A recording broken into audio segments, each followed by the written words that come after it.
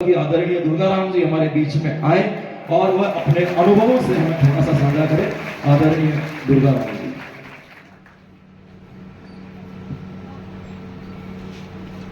मां शारदे को नमन।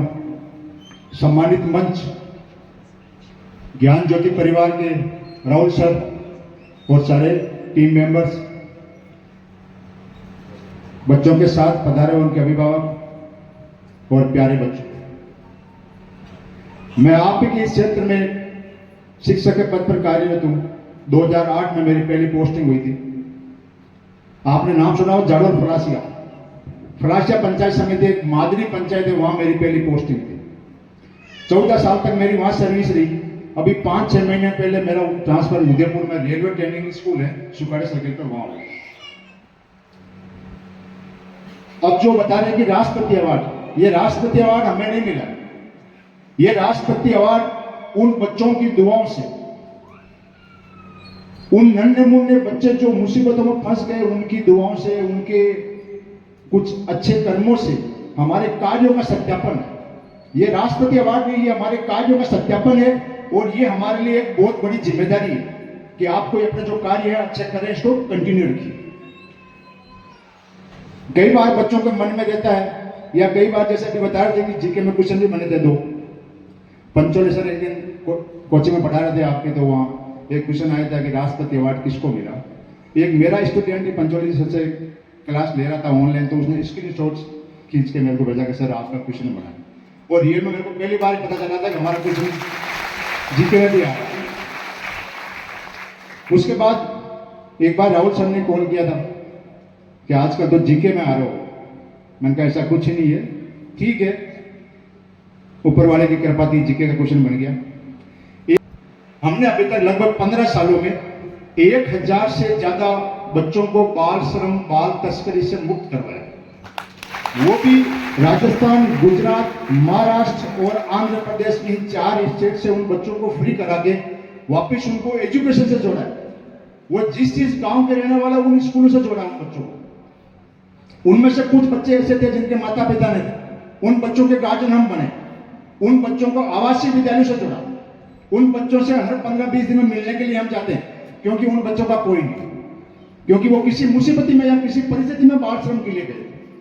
दूसरा हमारा काम रहता है कि उदयपुर जिले की जितनी भी पंचायत समितियां हैं, वहां अगर कोई अनाथ, लावारिस, निराश्रित, दिव्यांग बच्चा हो जो एजुकेशन से दूर हो या अपना जीवन यापन भी नहीं कर पा रहा हो, हम ऐसे बच्चों को ढूंढ के उन बच्चों के लिए पहले तो आवास की व्यवस्था करते हैं, उसके बाद उनके लिए एजुकेशन की व्यवस्था करते हैं। क्योंकि अगर पेट में अन्न नहीं जाएगा तो शिक्षा क्या काम आएगी।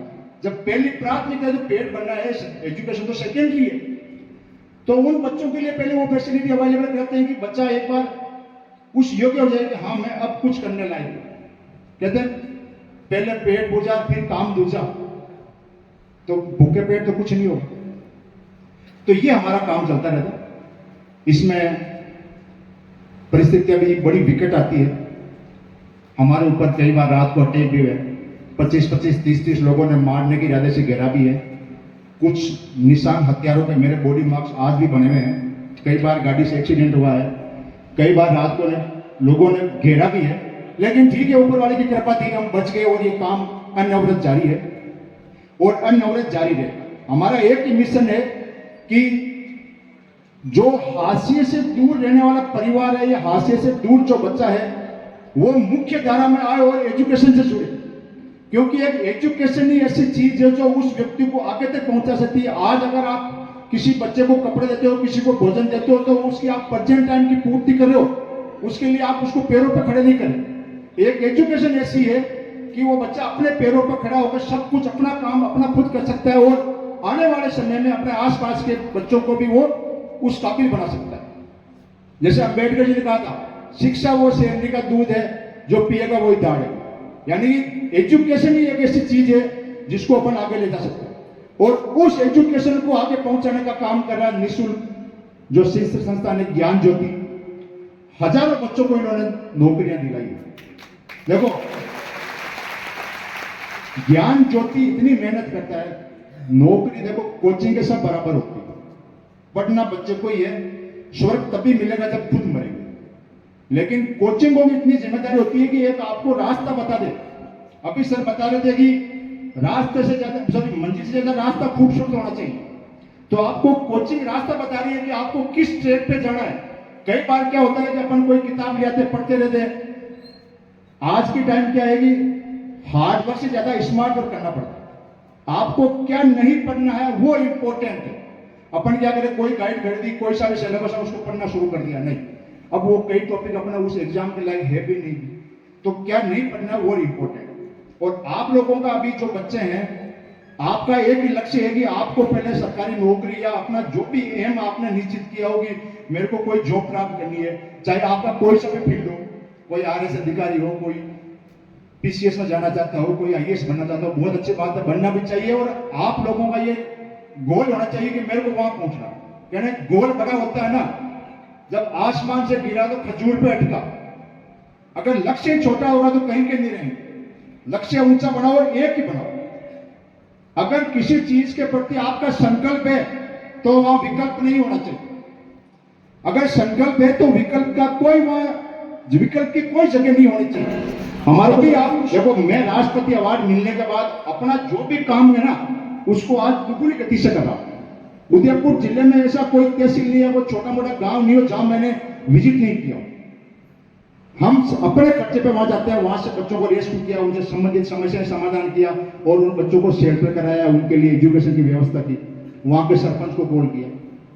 जाडोल, पलाशिया, कोटड़ा के जितने भी सरपंच है वो सब जानते। एक कॉल करता है, सर नेताजी ये काम है। तो देखो, आप अगर अच्छे कार्य के लिए जाओगे ना, या आपका इंटेंशन अच्छी होगी तो सारे काम पॉजिटिव हो जाएंगे, ये तो पक्का है। आपकी भावनाएं अगर सकारात्मक है ना तो आपका कोई काम गलत नहीं होगा। जब राष्ट्रपति अवार्ड के लिए जा रहे थे, मैं तो नॉर्मली जा रहा था, तो हमारे अधिकारी ने बोला कि आप राजस्थान को रिप्रेजेंट करेगा। तो भी यार लगा राजस्थान को रिप्रेजेंट करे, इसका मतलब कि जनता का मोटिव अपने आगे जा रहे हैं लीडर के रूप में। तो थोड़ा हमने डेकोरम बना के गए, मैंने कहा वहां जा रहे हैं तो कम से कम राजस्थानी कल्चर को लेकर जाए। तो राजस्थानी वेशभूषा जो इसको अपन जोधपुरी कोट बोलते हैं, मेवाड़ी जो मारवाड़ी पगड़ी होती है, ये लेके गए। तो वहां उन लोगों को अलग ही फीलिंग है कि यार ये बंदा कहां से है। तो आप वहां जाओगे ना, वहां हमारे को 5 दिन की वीवीआईपी फैसिलिटी मिली थी। यानी कि वहां जो सीनियर आईएएस होते हैं वो हमारी सेवा में लगे होते। सोच लो आप, राष्ट्रपति अवार्ड मिलता है तो वो अलग ही फीलिंग आती है। वो फीलिंग उसी दिन हमने खत्म कर दी थी, वही फीलिंग महसूस की। यह आए वापस अपने को उसी फील्ड में काम करना है। और आप लोगों से मैं यही कहूंगा, जब आप अपना लक्ष्य प्राप्त कर लो तब आपको दूसरा लक्ष्य बनाना है कि आप जिस भी फील्ड में जाओ वहां के बच्चों की कम से कम साल में एक बच्चे की या एक व्यक्ति की आपको हेल्प जरूर करनी है।